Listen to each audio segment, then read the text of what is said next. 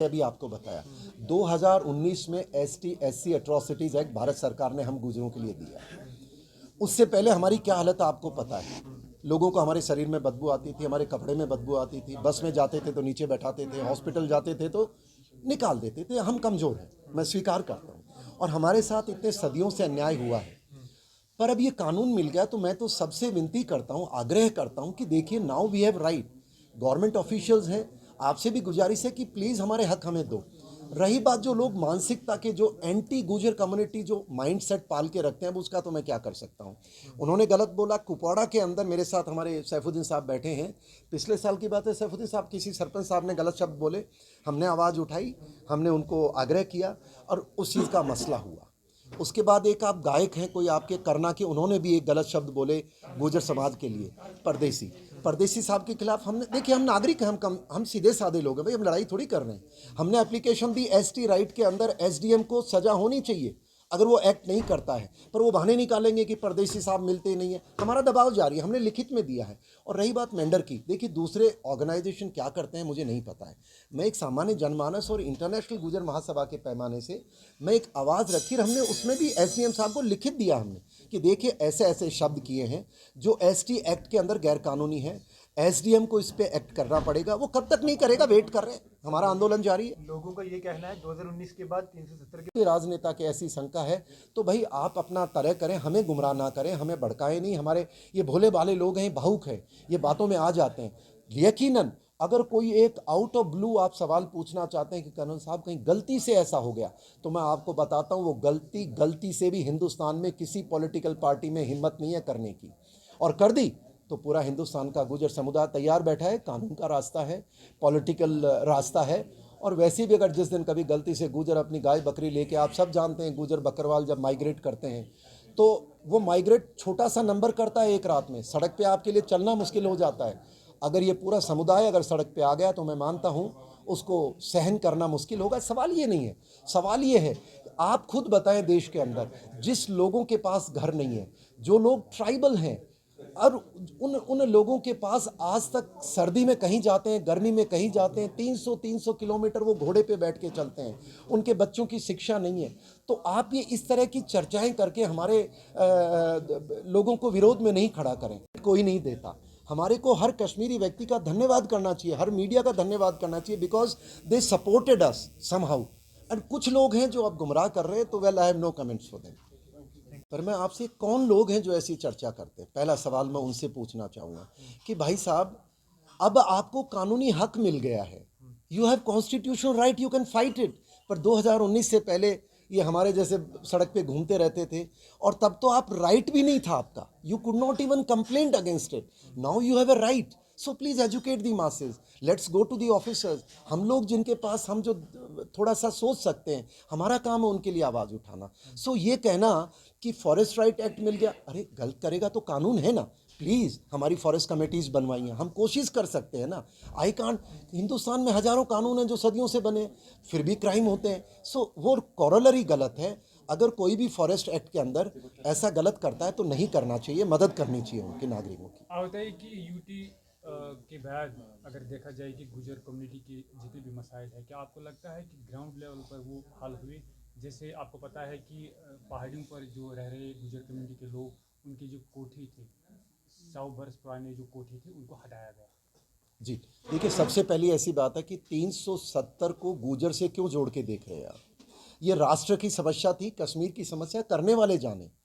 हमारे को तो वो जब हटा तो हमारे ऊपर वाले के आशीर्वाद से अल्लाह ताला ने नीचे हमारी ये 2 कानून दे दिए, और उसके बाद हम ताकतवर महसूस कर रहे हैं, we are feeling little empowered. Please understand, सारी समस्याएं एक दिन में हल हों ऐसा मैं क्या कोई भी नहीं मान सकता है।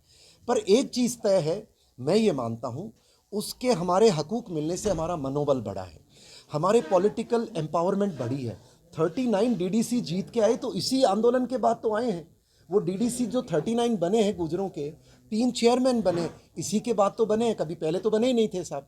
तो फ़ायदा मिला है, चेयरमैन बने हैं, और वो लोग चेयरमैन बने हैं जो लोग कभी सोच भी नहीं सकते थे। Empowerment number 1। Number 2, ST atrocities act, इसके कारण अब हमारे लोग आवाज़ उठाने लगे हैं। हम जाकर के एसडीएम के ऑफिस में खड़े होते हैं, साहब पहले तो हमारा गुजर जो व्यक्ति होता था वो शहर के नज़दीक आने से डरता था, अब उसका मनोबल बढ़ा है, तो समस्या दूर नहीं हुई है। इसीलिए मैं आपके माध्यम से सरकारी कर्मचारी ऑफिसर से रिक्वेस्ट कर रहा हूँ, एलजी साहब से रिक्वेस्ट कर रहा हूँ, मीडिया से कर रहा हूँ कि please go and question those officers कि आपको जब तनख्वाह मिल रही है हमारा न्याय करने की तो करें। लास्टली आपने फॉरेस्ट राइट एक्ट की बात कही। देखिए कि फॉरेस्ट राइट एक्ट की लड़ाई हमारी यहीं नहीं थी, हमारी उत्तराखंड में भी चल रही है। मेरी यात्रा में नेपाल बॉर्डर से हमने एक यात्रा निकाली थी। उत्तराखंड में तो आज भी करीब 60,000 गुजर बकरवाल लोग हैं, उनको आज भी राइट नहीं मिले हैं। हमारी मांग वहाँ भी चल रही है। राजस्थान में करीब 10 जिले हैं जहाँ पर ट्राइबल्स हैं, उनको नहीं दिया गया हक। पंजाब और हरियाणा बॉर्डर के ऊपर जो फुट हिल्स में है, आप देखते होंगे जो हिमाचल जाते हैं, उनको आज तक राइट्स नहीं मिले हैं। तो कश्मीर में राइट्स मिल गए, इसको तो हम बहुत बड़ी जीत मानते हैं। समय लगेगा, समस्याएं हैं, but I am sure people are नुकसान ना हो। पर फिर भी उस एसटी में नहीं मिलाया गया क्योंकि कानूनी पेचीदियाँ हैं इसकी।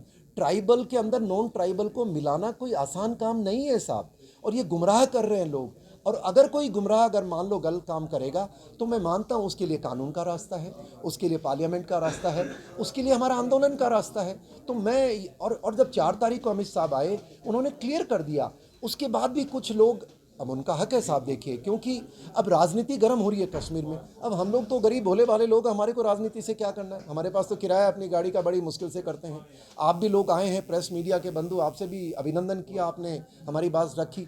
तो हमारा कोई इससे लेना देना नहीं। जो पॉलिटिकल लोग जो हमारे समाज के हैं, जो विभिन्न पार्टियों से जुड़े हैं, मैं उनसे भी आग्रह करूंगा कि आपका हक है, हर पॉलिटिकल पार्टी में गुर्जर समुदाय के लोग प्रतिनिधित्व करेंगे तभी तो हमारी कोई बात रखी जाएगी कल सरकार। लेकिन आप जो मौजूदा हमारे हक मिले उसको गुमराह करने का काम ना करें। और मैं इस मंच से ये आपके सामने दोहराना चाहता हूँ, एसटी आरक्षण जो हमारा है, ट्राइबल है, जो अकेले गुजर का नहीं है, गद्दी भी है, सीपी भी है, और उसके अंदर 2-4 और लोग हैं। पर क्योंकि गुजर उसमें 95% से ज़्यादा, इसलिए गुजरों का माना जाता है। इस ट्राइबल के अंदर नॉन ट्राइबल नहीं मिला सकती कोई भी हिंदुस्तान में सरकार। मैं आज आपसे कह रहा हूँ, और मैं इसलिए नहीं कह रहा हूँ कि मैं मानता हूँ, अरे कानूनी पोजीशन यही है भाई। हाँ, पॉलिटिकल अपोनेंट्स गुमराह करने के लिए, और वही पार्टी पॉलिटिकल क्या स्टेटमेंट देती है, बीजेपी के भी कुछ लोग दे सकते हैं, मुझे नहीं पता है। पर आप ये निश्चिंत रहें। और जो अमित भाई ने, हम गुजर बकरवाल की बात कर रहा हूँ, मैं बाकी समुदाय की बात नहीं कर रहा हूँ, क्योंकि मैं उसी समुदाय से ताल्लुक़ रखता हूँ।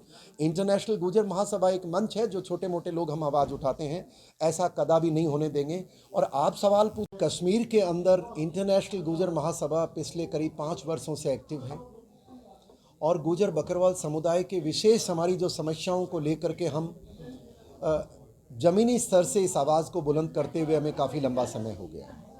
मैं आपकी मार्फत बताना चाहूँगा कि हमारी कार्रवाई उस समय शुरू हुई थी जब ना तो 370 हटा था, ना हिंदुस्तान में कोई मानने को तैयार था कि 370 कभी हट जाएगा। मुझे खुद को याद है जब मुझे लोग बोला करते थे, जब मैं सेना से रिटायर होकर के इस हमारे गुजर बकरवाल समुदाय की आवाज़ उठाने लगा, लोग कहने लगे कि आप ये क्यों कर रहे हैं, खतरा बहुत है, आपको हकूक़ मिल नहीं सकते, क्योंकि 370 हटेगा नहीं, 370 हटेगा नहीं तो आपका पॉलिटिकल रिजर्वेशन मिलेगा नहीं, आपको प्रमोशन मिलेगा नहीं, एसटी एट्रॉसिटी एक्ट नहीं मिलेगा, आपको फॉरेस्ट राइट नहीं मिलेगा। बहुत सारी चीज़ें हमको कही जाती थी। पर मैं आज हाथ जोड़ के विनम्र आप सबका अभिनंदन करता हूँ, मीडिया बंधुओं का और कश्मीर के नागरिकों का, भारत के नागरिकों का, पॉलिटी का, अमित भाई का, मोदी साहब का, सबका अभिनंदन ये करता हूँ कि आपने, जब मेरा सारे लोग हिंदुस्तान में मनोबल गिरा रहे थे कि आप क्यों ये काम कर रहे हैं, मैंने कहा मेरा काम ये है कि अगर कोई गलत हो रहा, आवाज़ उठाऊंगा, ऊपर वाले ने कभी सुनी तो न्याय मिलेगा। और मैं आप सबके सामने मौजूद हूँ, मेरी पूरी टीम है। जब हम फॉरवर्ड एरियाज़ में, बॉर्डर एरिया जाया करते थे तो किस तरह हम परिस्थिति से गुजरते थे। पर सौभाग्य देखिए हमारा कि एक दिन आता है जब 370 हटता है, और हटने के बाद जो पहला लाभ मिलता है वो गुजर बकरवाल ट्राइबल्स को हमको मिलता है। और उसमें क्या होता है कि जो हमारी मांग पहले से चली आ रही थी, और मैं आपके मार्फत यहाँ इस चैनल पे बता रहा हूँ, कश्मीर के श्रीनगर में बैठ करके मैं अकेला महसूस किया करता था अपने आप को कि क्या इतने प्रभावी लोग, पढ़े लिखे लोग, इतने पॉलिटिशियन, इतने पॉलिटिकल पार्टी, इतने सामाजिक कार्यकर्ता, कोई भी मेरे साथ खड़ा हो के क्यों नहीं बोल रहा कि आपकी मांग पूरी होनी चाहिए। पर मैं धन्यवाद करूंगा कि अमित भाई का, कि उन्होंने पता नहीं कहाँ से मेरी बात सुनी, कहाँ उनको दया आई हम पर। और हमारी जो ये मांग थी 31 अक्टूबर, अब 3 वर्ष होने वाले हैं, 31 अक्टूबर 2019 के दिन हमारी ये तीनों मांग मानी, और मानने के बाद हमारी इस पूरी टीम ने जश्न मनाया। पर लोगों को पता ही नहीं था कि गुजरों को हकूक़ क्या मिले हैं। सैफुद्दीन साहब मेरे साथ बैठे हैं, जहांगीर भाई, शाजिया बहन सब बैठी हैं। हम दूर दराज के इलाके में, वो कहाँ गए थे हम शाजिया, पहलगांव के ऊपर जब हम लोगों को बताने लगे आपको हकूक मिल गए हैं, वो कहते हैं हकूक होते क्या है। हमने पूरा 3-4 वर्ष मेहनत की, लोगों को बताया। हम सामाजिक कार्यकर्ता हैं। Please don't ever misunderstand with any political alignment. ना हमारा है ना कभी हो सकता है। हम राष्ट्र के साथ हैं, क्योंकि गुर्जर समुदाय ये राष्ट्रभक्त कौम है, इसने राष्ट्र के साथ रही है और इनकी आवाज़ उठाना मेरा धर्म समझता हूँ मैं। और इसी को लेकर के जब हमको हकूक मिले, हम समझा रहे थे, पर पिछले कुछ 5-6 महीनों में एक बदलाव की आंधी चली, जिसके अंदर सब लोग ये कहने लगे कि गुर्जरों के हक तो कोई मारने जा रहा है, कोई एलिट क्लासेस को रिजर्वेशन दे रहे हैं। बहुत सारी चर्चाएं उठी। बिल्कुल मैं आपसे सहमत हूँ, क्योंकि जैसे जैसे मुद्दा मजबूत होता है तो लोग आवाज़ भी उठाते हैं। आवाज़ लोग उठाएंगे तो उनको हक भी है। हम कौन होते हैं किसी आदमी का हक मारने वाले। लेकिन ये मेरा मानना है, आज यहाँ कश्मीर के श्रीनगर में बैठ कर के जो अभी प्रूव हो चुका है कि जो लोग ये नैरेटिव चला रहे थे गुर्जर समुदाय को, जिस सरकार ने, और वो सरकार है मोदी जी की, वो सरकार है अमित भाई की, उन्होंने हमें हकूक दिए 2019 के अंदर। मैं कभी मान ही नहीं सकता था कि वो हमारे हकूक के ऊपर डाका डालेंगे, पर लोग कहने लगे। मैंने कहा भाई कोई बात नहीं, मेरी बातचीत सामाजिक तौर पे मैं मेरे मैसेज मीडिया के माध्यम से, मेरे फ्रेंड्स के माध्यम से, मेरे जो भी चैनल हैं उसके माध्यम से जब मैं इनसे चर्चा करता हूँ, उन्होंने मुझे एक ही बात कही थी, और वही मैं मेरे कार्यकर्ता, मेरे साथियों को बताता था कि भाई मुझे ये बताया गया है कि कर्नल साहब एक चीज़ बताओ आप, जब ये सरकार और आप इतना भरोसा करते हैं अमित भाई में कि जब ये इसने आपके 30 वर्ष रोके हुए हकूक दिए, तो ऐसा कैसे आपको लगता है कि आपके हकूक पे डाका डाल रहे हैं। आप चिंता नहीं करें, आपके हकूक को किसी प्रकार की आंच नहीं आएगी। आप एक काम करें, अपने लोगों को जागरूक करें अपने अधिकारियों के प्रति, क्योंकि जो 70 साल से दबाया गया था उनको समय लगेगा। उन अधिकारियों को भी आदत नहीं है। अब एसटी एट्रॉसिटी एक्ट दे तो दिया गया, पर वो अधिकारियों को भी पता नहीं इसको यूज़ कैसे करना है। तो ये बहुत लंबा विषय है। और ये 3 तारीख को जब अमित साहब जब आते हैं, हमारे होम मिनिस्टर, तो मेरे सामने आप में से कई मेरे मीडिया बंधु बैठे हैं जिन्होंने मेरे से इंटरव्यू किया था, और मैंने आपको बताया था कि भाई हमें पूरा यकीन है कल अमित भाई आएंगे, और हमारे सब, हमने गुर्जर बिरादरी के, मेरे आईजीएम को रिक्वेस्ट की थी कि सब जाइए, उनका अभिनंदन कीजिए, और अफवाहों का बाजार गर्म है, इसको पूरा विराम देना है। और अमित भाई बोलेंगे सुन लीजिएगा। और आप सबके सामने अमित साहब ने बिल्कुल क्लियर बोला है कि गुर्जर समुदाय के 1% भी छेड़खानी नहीं होगी। और बाकी उन्होंने अगर कोई कमज़ोर वर्ग के लिए आरक्षण की बात की है, मैं मानता हूं सरकार का हक है। मैं ये भी मानता हूं कि वो हर नागरिक का हक है अपनी आवाज़ उठाने के लिए। कश्मीर, जम्मू कश्मीर के श्रीनगर में हम मौजूद हैं, और मेरे साथ मौजूद है हमारे जम्मू कश्मीर की इंटरनेशनल गुर्जर महासभा की टीम। मेरे दाहिनी ओर सैफुद्दीन साहब बैठे हैं जो हमारे जम्मू कश्मीर के महामंत्री हैं। उनके दाहिनी ओर जहांगीर भाई बैठे हैं जो जम्मू कश्मीर के हमारे इस महामंत्री हैं इसी विषय के ऊपर। और उसके दाहिनी ओर यूथ प्रेसिडेंट बैठे हैं नज़ीर भाई। मेरे साथ साजिया बहन बैठी हैं जो हमारी महिला जम्मू कश्मीर की यहाँ की अध्यक्ष हैं। उसके साथ डॉक्टर नेहा बैठी हैं, वो हमारी इस महिला विंग की राष्ट्रीय अध्यक्ष हैं। और उसके साइड में हमारे गुलजार भाई बैठे हैं, बांदीपुरा के अध्यक्ष हैं। उसके आगे हमारे नज़ीर भाई बैठे हैं जो सेक्रेटरी हैं हमारे। और उसके बाईं ओर बैठे हैं हमारे कुपवाड़ा के अध्यक्ष। बाकी हमारे साथ जितने हमारे कार्यकर्ता हैं वो, क्योंकि यहाँ पर प्रेस कॉन्फ्रेंस के अंदर हमने इतने ही लोगों को रिक्वेस्ट की थी पहुँचने के लिए। आज हमारी ये प्रेस कॉन्फ्रेंस जम्मू कश्मीर के श्रीनगर के अंदर एक प्रमुख कारण ये है कि आज जैसा आप सबको पता है, कश्मीर के नागरिकों को मैं बधाई देना चाहूँगा, भारतीय सेना को बधाई देना चाहूँगा कि आज शौर्य दिवस का दिन 27 अक्टूबर मनाया गया है। इसी दिन 1947, 75 वर्ष पूर्व यहाँ के कश्मीर के नागरिकों ने कश्मीर के अंदर कबायली और जो पाकिस्तानी हमलावर थे उनको जवाब दिया था। भारतीय सेना का पहला एक सिख का हवाई जहाज़ डकोटा पहली बार लैंड हुआ था।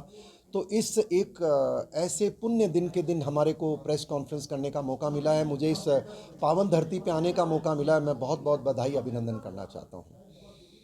अब हमारा जो ये इस प्रेस कॉन्फ्रेंस का जो मकसद में, तो वो तो दे रहे हैं। जैसे पहले हमारे स्टेट में होता था ना कि एसटीके, नहीं, देखो, यूनिवर्सिटी के लिए मैं आपको एग्जांपल अपनी देता हूँ। जब मैं हॉर्टिकल्चर के लिए यहाँ सेलेक्ट हुआ तब एसटीके की सीट अलग थी, एसटीजीपी की अलग थी। अरे वो जमाना गया। अब आज इतना नुकसान कोई बचा ही नहीं रहा। इस बार एक स्टूडेंट आया हमारा जूनियर गया है, बाकी सारे देखो, बाहर के आ रहे हैं। आपकी बातें सही हैं,